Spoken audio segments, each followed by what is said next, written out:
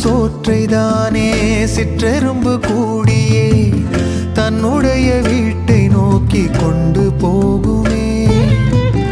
உள்ளபடி சொல்வதென்றால் சிற்றெரும்பு போல கூட சொந்தங்களை காக்கவில்லை இங்கே நானுமே.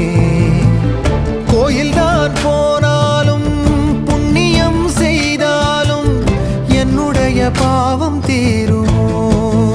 இந்த உலகில் இன்றுதான் என் முகத்தை பார்க்கிறேன்.